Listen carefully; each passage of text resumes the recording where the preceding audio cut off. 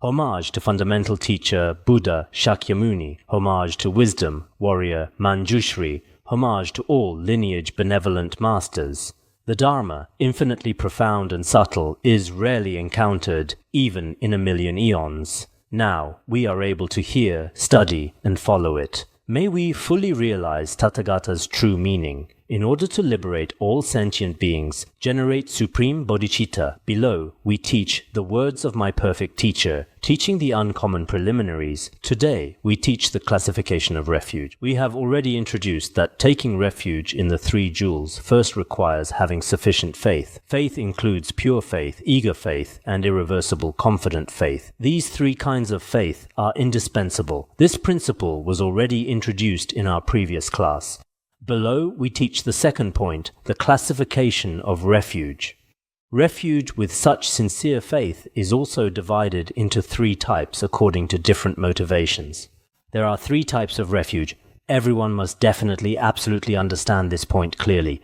Those of us present here, whether monastics or lay people, all assume we have already taken refuge in Buddhism long ago, but we may not have examined ourselves. What type of Buddhist who has taken refuge in the three jewels are we? We must definitely find this out. Are we actually middling beings, superior beings, or lesser beings? Specifically, we ourselves should know what we are like. The first is, if one takes refuge out of fear of the sufferings of the three lower realms, hell, hungry ghosts, and animals hoping for the happiness of higher realms of gods and humans, this is called lesser being refuge.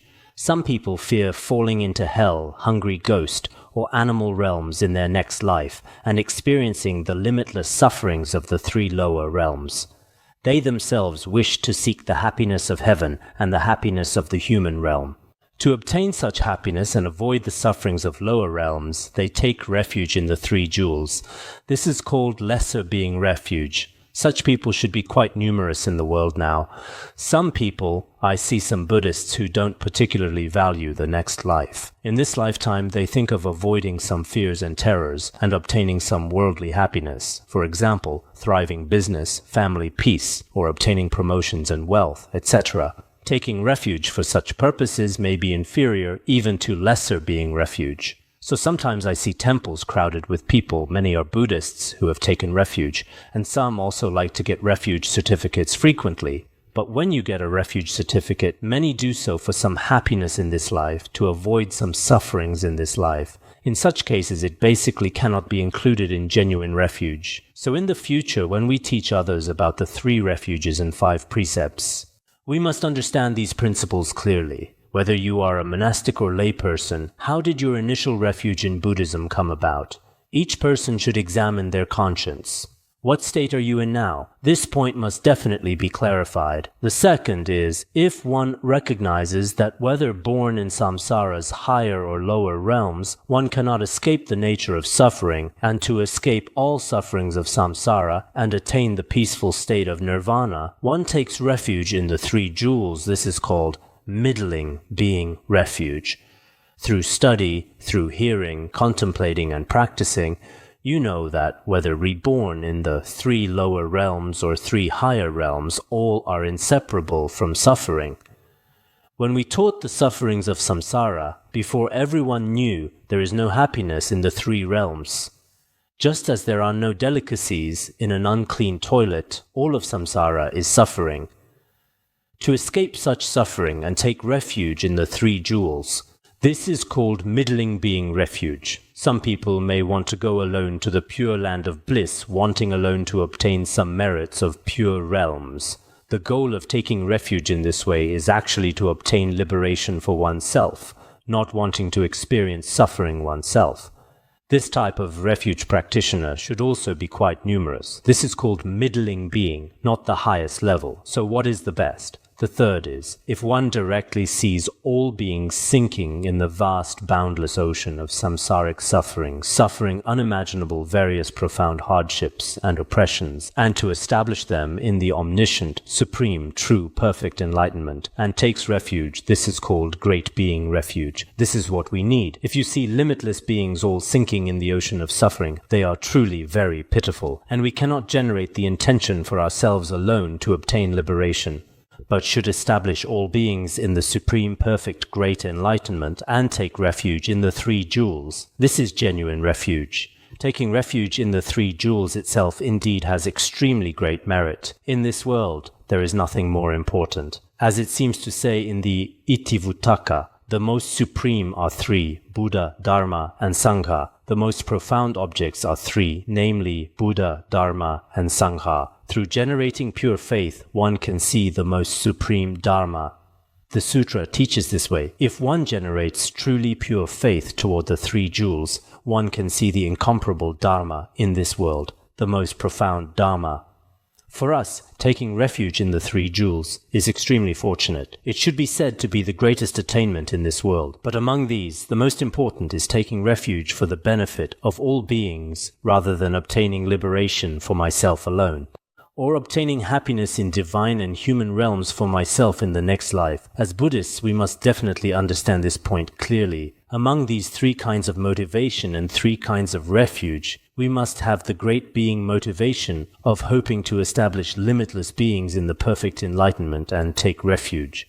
Among these three types of refuge, for us who study Mahayana Buddhism, we must definitely take refuge for the benefit of limitless beings to establish limitless beings in the supreme perfect enlightenment and generate this motivation and take refuge. This has the greatest merit and is also the most supreme.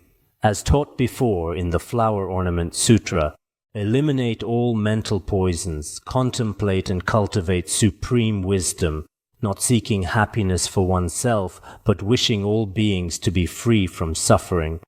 This spirit in our motivation is the most precious and supreme, that is, eliminating all selfish minds.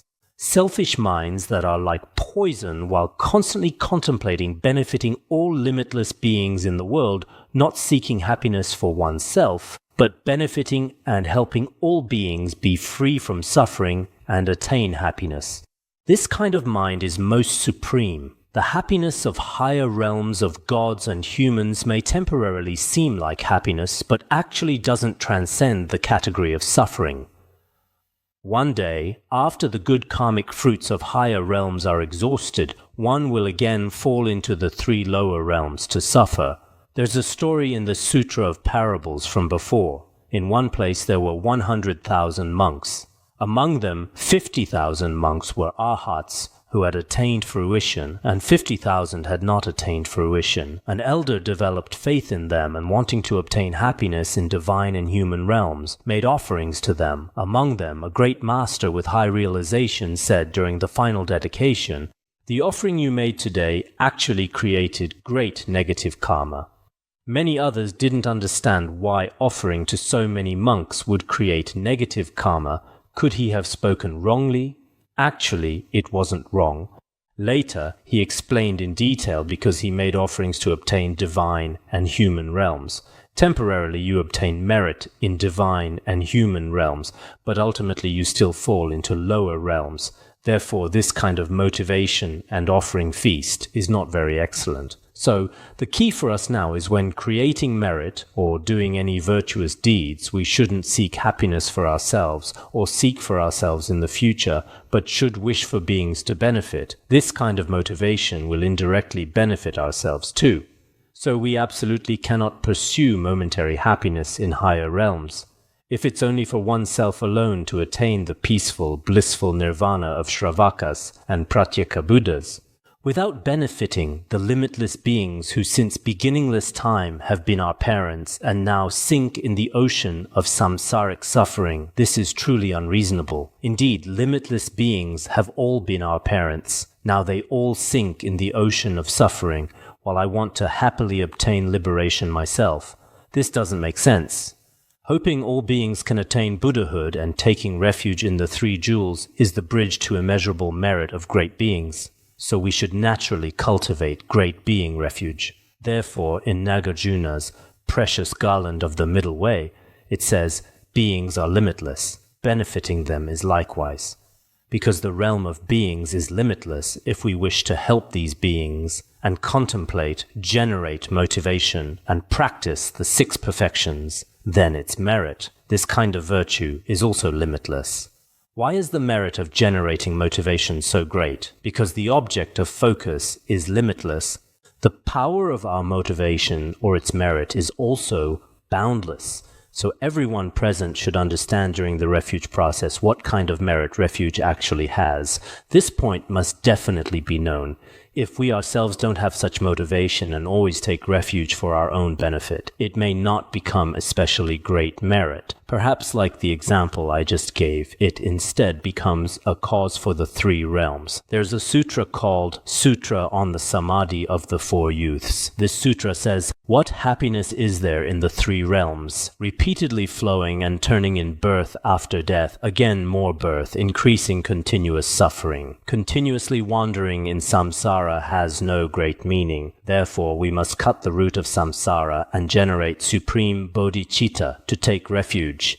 Therefore, as Mahayana Buddhists in any kind of situation, benefiting beings cannot be forgotten. This point, when we practice the 500,000 preliminaries this time, we must definitely, in the process of generating motivation first, I practice the 500,000 preliminaries this time not to obtain liberation for myself. I'm not doing this to obtain some tantric transmission for myself. If I don't complete the preliminaries in the future, I might not receive tantric teachings. Therefore, my purpose this time is to practice 500,000 preliminaries to obtain a listening certificate. In such cases, there are also certain unreasonable aspects, so everyone must definitely generate motivation to benefit beings. This is very important. Below we teach the methods of refuge. The third point is the methods of refuge. There are several methods of refuge. First, we teach the common vehicle's method of refuge. Taking refuge through sincerely trusting Buddha as teacher, Dharma as path, and Sangha as companions on the path. In our usual Sutrayana teachings, it's also explained this way. For example, if someone goes to India, they first need a guide, an experienced person who has been there before or understands this aspect well. Then to go to India, they definitely need roads, whether air routes or ground highways, etc. Roads are definitely needed. Also, when going there, companions and Dharma friends are needed. These three are definitely needed. Otherwise, if no one has ever been there, probably no one would know what to do in India, so there's no way. There should be some people who have been there before to ask, how much money does it cost to go to India? Is 10,000 yuan enough? How much should I prepare? I'll calculate myself. Oh, I now have 9,999 yuan. About how much more do I need? So they first need to ask experienced people, then how to proceed. So this is called, for beings to attain perfect enlightenment, first they must take refuge in the Buddha. Buddha is like a guide. He instructs us how to walk the path. So first relying on the Buddha, this is called taking refuge in the Buddha. Then the Buddha, he once relied on practicing the path to attain the path, so the Dharma he taught is equivalent to the path we travel on. So second, we must take refuge in the Dharma. If we have no one in the process of traveling the path, we might be somewhat afraid. One person doesn't dare go. In case there are bandits or something on the road, we must find someone reliable. But at the beginning, many Dharma friends are all reliable. Then generally in the process of going out, many viewpoints differ, many thoughts differ. When returning, many people stop talking. Many people should pay attention. Whether traveling or going anywhere at the beginning, relationships are especially good. Money and everything are put together. In the middle, viewpoints differ several times. At the end, they don't talk to each other and money is completely separated.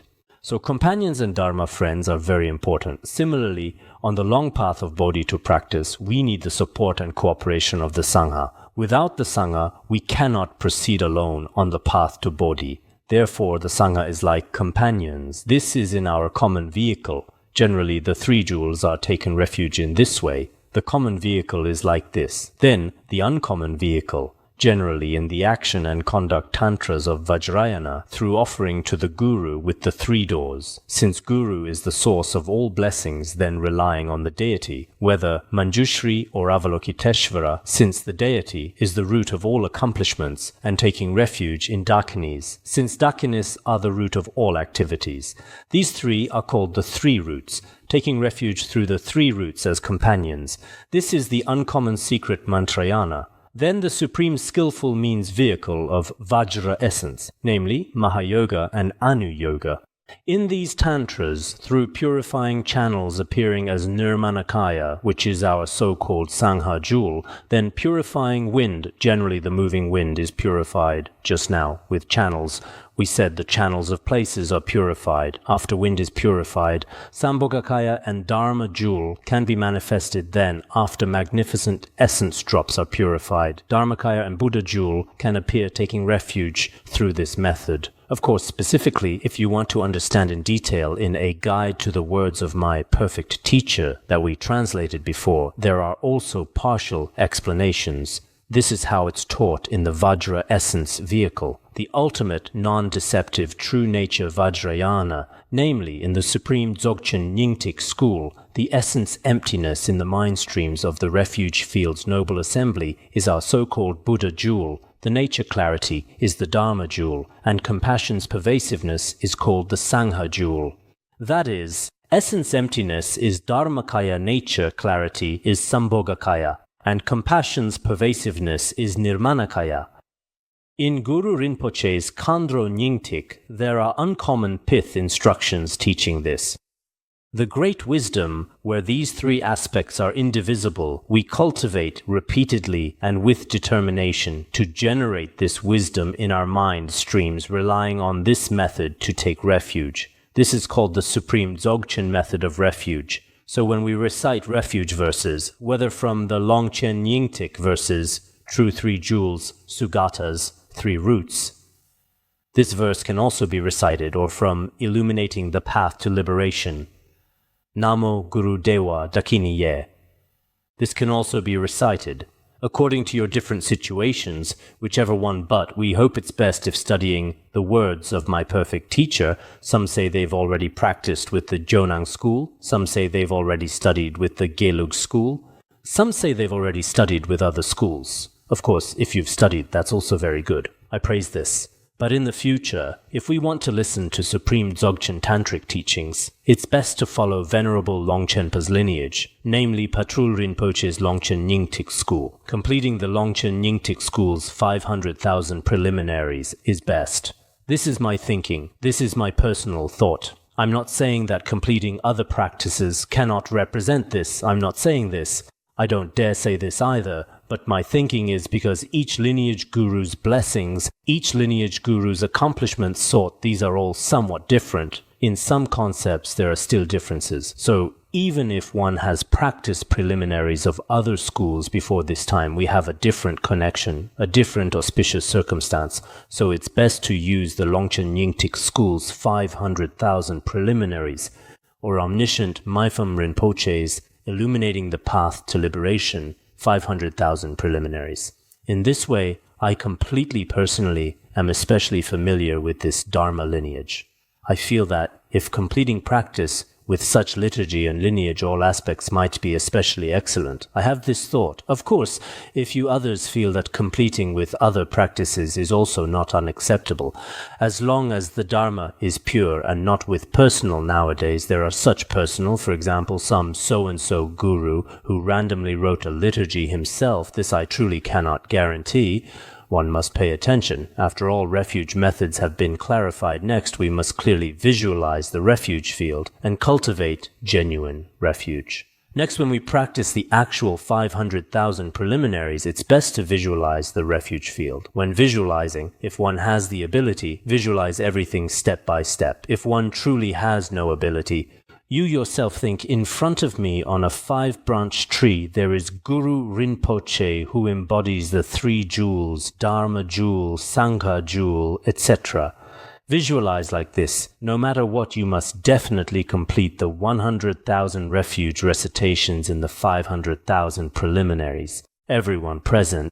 Some people may be a bit older in age, and memorizing refuge verses may be somewhat difficult. I heard some individual Dharma friends can't even memorize the Avalokiteshvara mantra. In such cases, memorizing refuge verses may be somewhat difficult. Others should have no problem. You must definitely complete this recitation. Specifically speaking, visualize your dwelling place as a pure realm composed of various jewels, beautiful and pleasing, flat and smooth like a mirror surface, without uneven mountains or valleys. Generally speaking, our own place, as I taught before in the Vimalakirti Sutra, Brahmasikin said the Buddha's realm is also very pure. Shariputra didn't accept this at the time. Later, after the Buddha pressed the earth with his toe, the entire 3,000-fold universe all became incomparably pure. Later, the Buddha said, "Actually, my world is originally this pure, it's just that some beings haven't discovered this themselves." Just like using precious vessels to offer delicious food to gods, but because each god's karma differs, some gods find its taste especially delicious while others don't feel this way. Similarly, our world itself is all very pure, but some beings often cannot see this. What they see is impure. For example, in our place the wind blows especially hard, there's ice everywhere, and it's especially cold when going outside. Many impure feelings. Actually, it should be completely pure, like the pure land of great bliss. It's just that our visualization ability is a bit weak. We should visualize purity. This is very important. This is the first step. Then in front of yourself, visualize a wish-fulfilling tree with 5 branches. This wish-fulfilling tree has flourishing branches and leaves, flowers blooming everywhere, abundant fruits, extremely perfect, extending in all directions, pervading the entire space realm of east, south, west, and north. All branches and leaves are adorned with various precious bells and garlands, very majestic. In front of yourself, you should visualize an especially majestic tree, a wish-fulfilling tree. Everyone can do this. We visualize this in Thangkas and Refuge Fields. You can look very carefully. When you can't visualize first, look well. After that, visualize these 5 tree branches separately. I hope when we visualize, we don't need much more besides this. Some people ask many more questions. Actually, if your visualization ability is rich enough, that's already very good. For me, being able to visualize this is already quite good. No need to add much more. But some people still want to ask, how many tree branches? How many tree leaves? These aren't necessary. Being able to visualize this is already quite good. Then visualize on the central tree branch, the essence being the embodiment of all Buddhas of the 3 times, the incomparable great compassionate treasure, qualified root guru. The essence is one's own root guru. Whichever guru you have faith in you, make Guru Rinpoche's essence inseparable from your own root guru and lineage gurus. Visualize this way. The form is Ugyen Vajradhara, Guru Rinpoche. This is different from finding rest in illusion that we studied a while ago. When visualizing finding rest in illusion, the Guru's form doesn't need to change. At that time, Venerable Longchenpa also repeatedly said no need to change. But when practicing this, you must definitely originally, when His Holiness Jigme Phuntsok taught the words of my perfect teacher, he also said, "If your guru is aged and frail or full of wrinkles, you can't visualize, oh my guru is so. Minus you can't think this way. You must definitely visualize as Guru Rinpoche and consort." So the requirements are different for each practice. So here the form is Guru Rinpoche. The essence is one's own root guru. His body color is white with a red tinge, 1 face and 2 arms, both feet in royal posture, seated on various lotus and sun-moon cushions on the jeweled throne upheld by 8 lions, various multicolored lotus on sun and moon. Then Guru Rinpoche's right hand holds a pure gold 5-pronged vajra with threatening gesture, and his left hand holds flat a skull cup filled with a treasure vase of nectar of deathless wisdom, the vase mouth adorned by wish-fulfilling trees. Guru Rinpoche is clothed in a brocade cloak. Before, in the Guru Yoga section, if some parts aren't especially clear for you, we specifically have some drawings in the words of my perfect teacher with labeled names, and also Dharma robes, long-sleeved blue tunic, wearing a lotus hat. Guru Rinpoche is in union with the white-bodied consort Yeshe Tsogyal, who holds a curved knife and skull cup. If you have faith in Vajrayana, practice the union image. If you cannot generate such faith and have some impure thoughts, then practicing the single form is also acceptable. Guru Rinpoche's face turns toward oneself, seated in the space in front. This is Guru Rinpoche. We visualize this way in the Refuge Field. Next, visualize above Guru Rinpoche's head the lineage gurus seated in stacked arrangement, layer upon layer. Originally in the common tantras there are countless lineage gurus. In our many tantras there are different ones such as Gelug lineage gurus, Kagyu lineage gurus. In our Vajrayana tantras there are different lineage gurus, including when we look at some Buddhist histories there are Chetsun Dzogchen lineage gurus and also Longchen Dzogchen lineage gurus, some lineage gurus of the Vimalamitra school, many lineage gurus. But here we briefly visualize the most fundamental lineage gurus of the Dzogchen Nyingtik school. These lineage gurus also have paintings at the back of the words of my perfect teacher, and also a while ago many people requested them. In front of Lama Yangtik there's the precious garland of history. In the precious garland of history, there are introductions to many gurus. Originally, I painted some colored paintings. Basically, we have paintings of all the lineage gurus here. Everyone should look at them one by one first because these gurus, for each person's mind stream, have an indispensable, auspicious connection for generating Dzogchen awareness and realization. So, we must definitely visualize Dharmakaya Samantabhadra, Sambhogakaya Vajrasattva, Nirmanakaya Garab, Dorje Acharya Manjushri Mitra, which is Jampal Shenyan, Guru Sri Singha, the wise Jainana Sutra, the great Pandita, Vaimala Mitra, which is Vimala Mitra, Urgyen, Guru Rinpoche, Dharma King Trisong Detsen, translator Vairotsana, Dakini, Yeshe Tsogyal. Omniscient Longchen Rabjam Vidyadhara Jigme Lingpa, which is Rigdzin Jigme Lingpa. Next, if you can visualize, there's also, for example, Jigme Gyalwai Nyugu, Jamyang Khiense Wangpo, Patrul Rinpoche, Omniscient Mifam Rinpoche, Thubga Rinpoche, originally the lineage gurus who transmitted the words of my perfect teacher to me personally. This transmitted to His Holiness Jigme Phuntsok. After the Guru Yoga, at the back of the words of my perfect teacher, there's such a lineage. This was specifically there at the time. So each person may not necessarily be His Holiness Jigme Phuntsok. There may be some other schools. In that case, no matter what, transmitted down to you, this is called one's own lineage gurus. They should be above Guru Rinpoche just mentioned, and should also be visible very clearly in our refuge field. Above Guru Rinpoche there are such lineage gurus. Their respective ornaments and attire are all complete.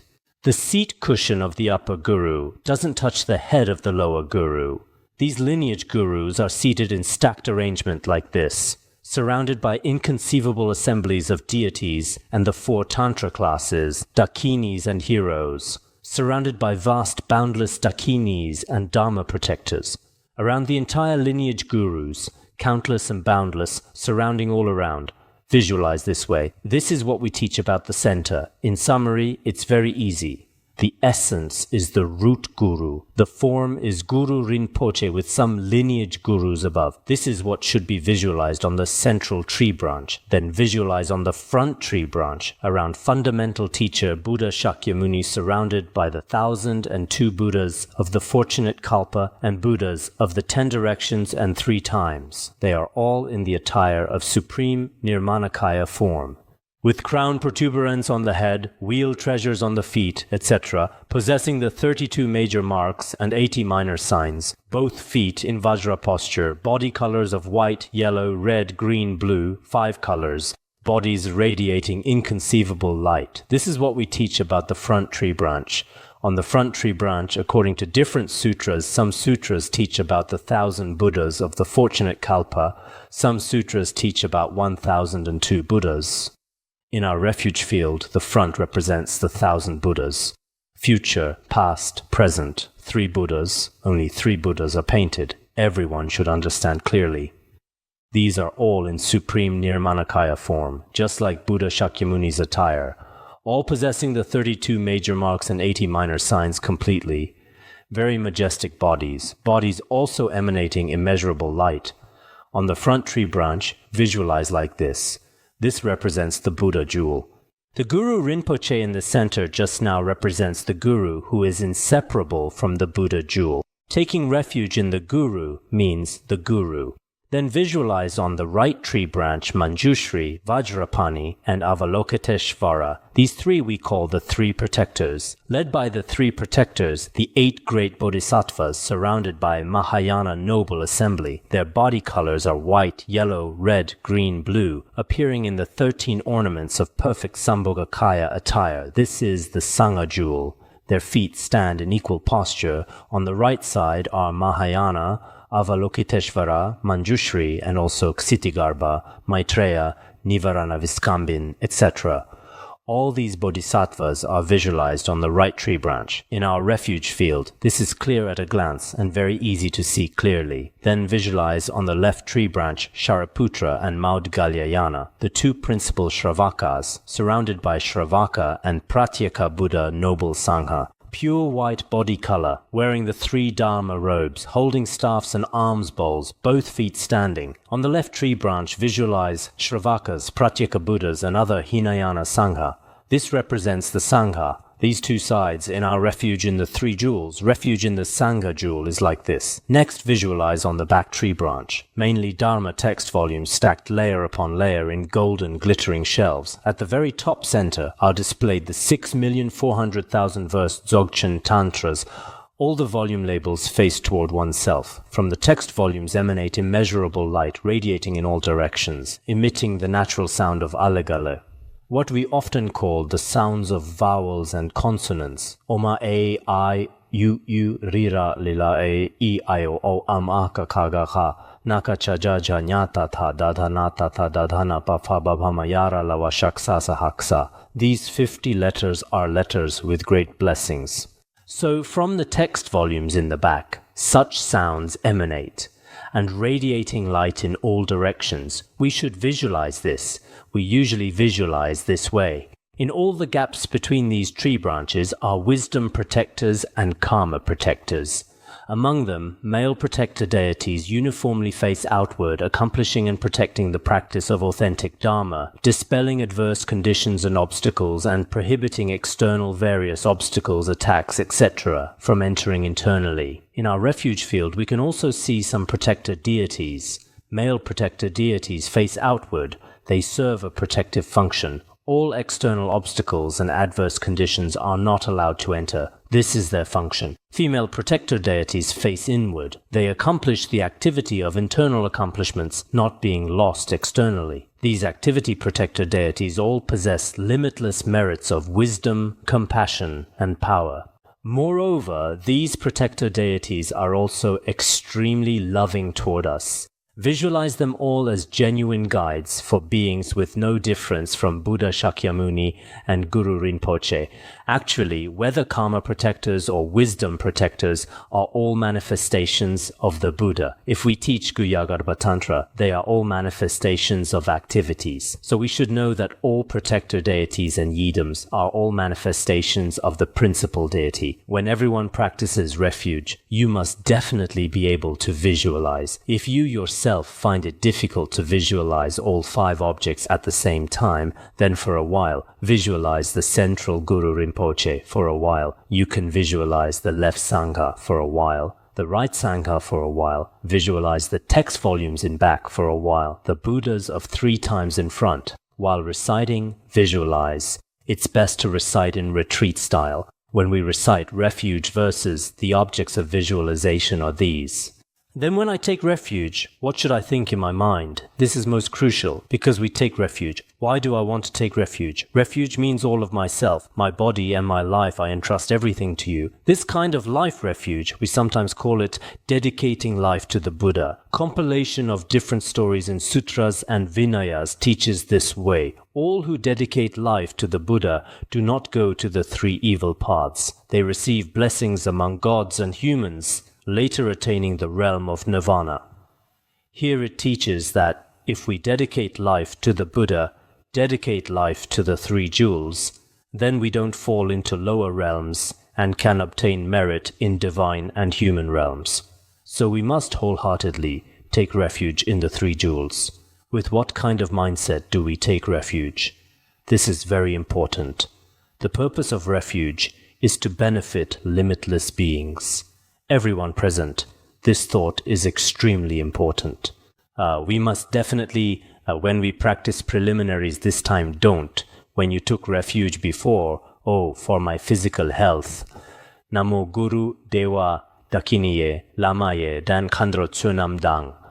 Or, for the purpose I just mentioned, to be able to listen to tantric teachings in the future, or because this number is very important. Dharma friends have already finished reciting, but I haven't finished yet. No matter what, I must complete this number. It's not like this. Why do we recite over 100,000 this time? I think repeatedly I'm taking refuge for the benefit of limitless beings. What is my method of refuge? This will be explained specifically below. Below is from one's own side. Just now, we discussed the objects of refuge. The 3 jewels should be visualized this way. Then when we ourselves take refuge, next step, visualize this life's father on your right side. Otherwise, the 2 parents would fight. Originally, parents often love to quarrel. This is my position. What are you doing? Don't sit here. My son said I should be arranged here. Visualize father on the left side, mother on the right side. That won't work either. It's nothing. Switching is also okay if really not working. Visualize mother on the left side, right? In front are enemies who hate oneself and harmful, obstructing spirits as the leaders, all beings of the 3 realms and 6 paths.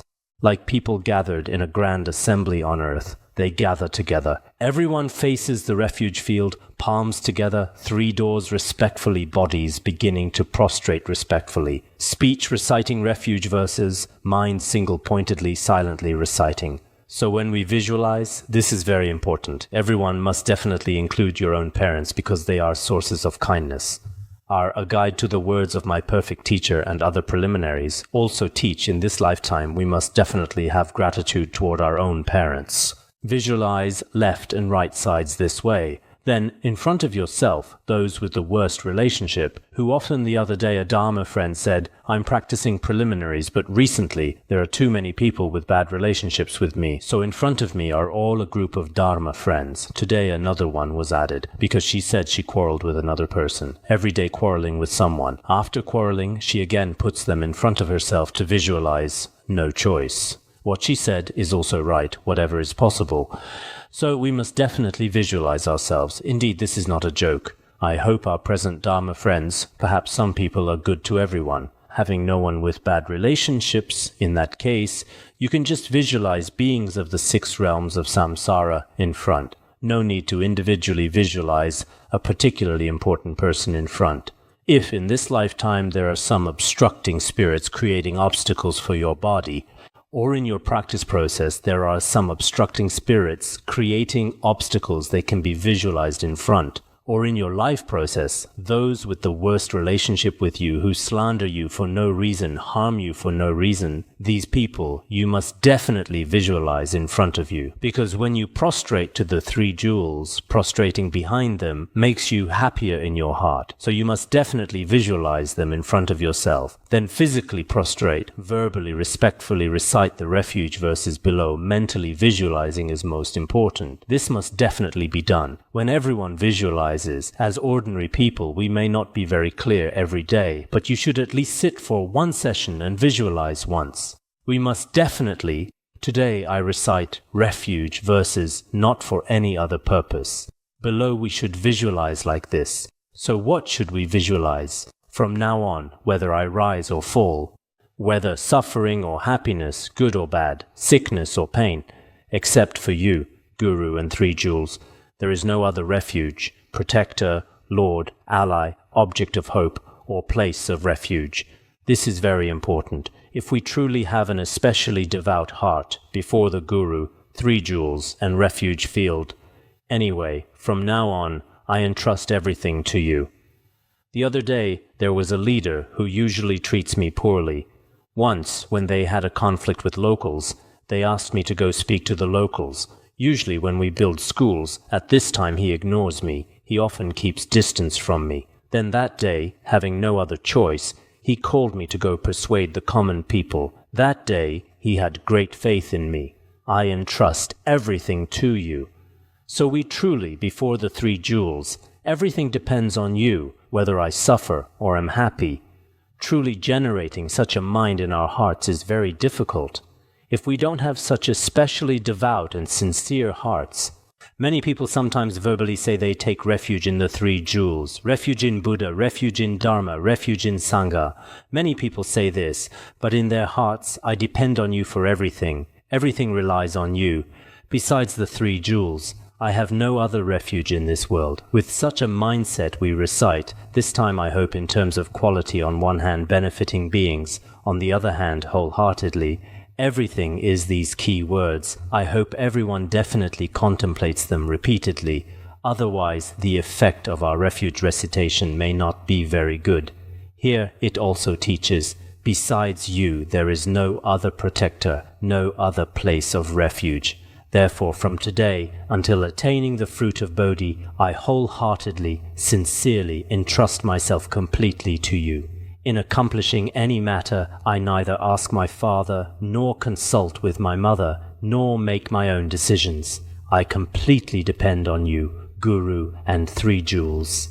I don't consult with father or mother. No matter, parents all have confused thinking. Speaking to them, they definitely won't have very good advice. There's nothing. Besides you Three Jewels, I have no other refuge, Lord, in this world. I depend on you with all my strength. Whether you make me suffer or happy from now on, I wholeheartedly take refuge in the Buddha. Actually, if each of us truly wants to become a disciple of the Three Jewels, we need such a heart. Then with such a mindset, if you recite 100,000 times, then in terms of quality, you definitely pass.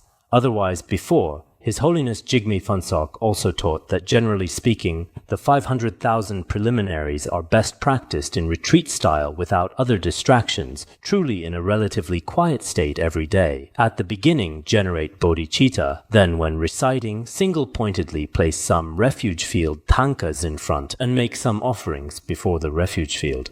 Then recite well yourself. First recite the motivation ritual, then dedicate merit at the end. If completed this way each time, then our preliminaries will definitely be practiced very perfectly. So I hope I also this time taught the words of my perfect teacher quite extensively in my lifetime. This should be the first most extensive teaching and also the last such most extensive teaching.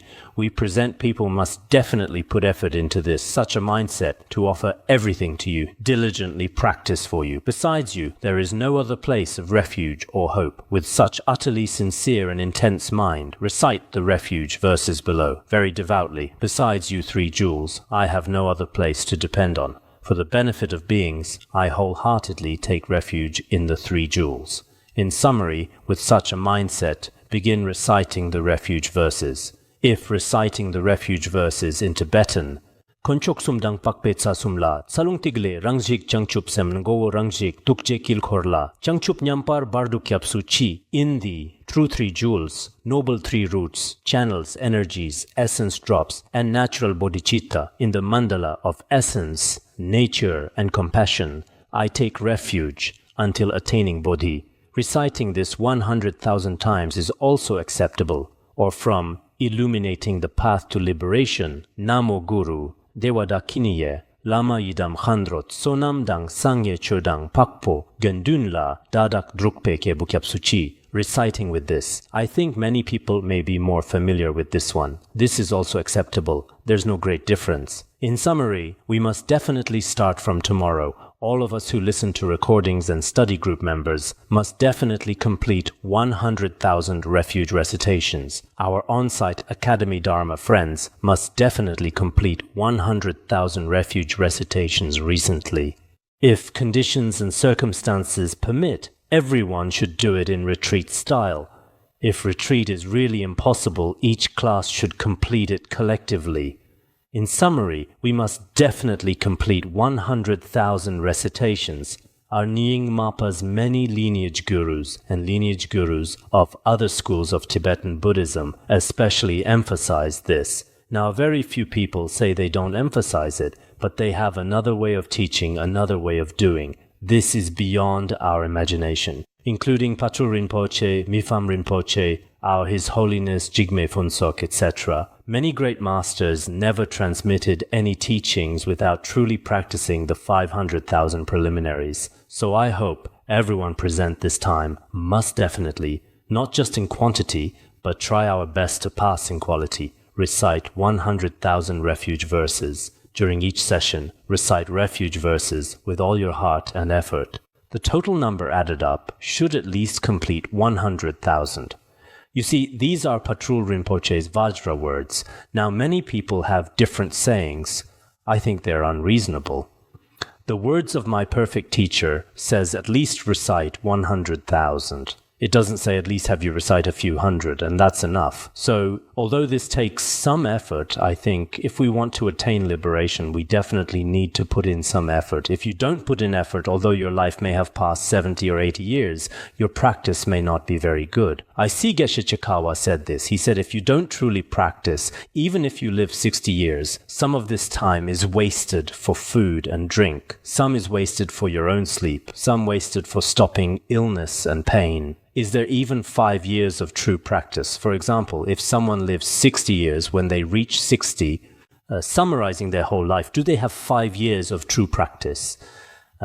Basically, I think among us present, there may not be. So life is very short. If we haven't even practiced one set of 500,000 preliminaries, then being busy a whole lifetime, what do we actually gain? Nothing. How many times did those great masters of the past practice preliminaries in their lifetime? How many sets of 600,000 preliminaries did they complete? If we haven't even completed one set of 500,000 with passing quality, we truly don't count as genuine practitioners. So everyone must definitely pay attention to this. Before reaching the quantity, we must definitely practice in retreat form. Patrul Rinpoche said to do it in retreat form. What kind of mark should be put under these two words, retreat? Can you do it? It's best. I hope many of us this time is a relatively rare opportunity. We must definitely do it in retreat style, or each person in their own home through various means. Try to avoid some distracting circumstances, then begin practicing to complete the 500,000 preliminaries. In daily life, we should also recite and practice refuge. Then after you complete the 500,000 preliminaries, should you completely abandon it? It's not like this. Usually also recite refuge verses. We must continue reciting and practicing. Definitely do this. Good, we'll stop here today.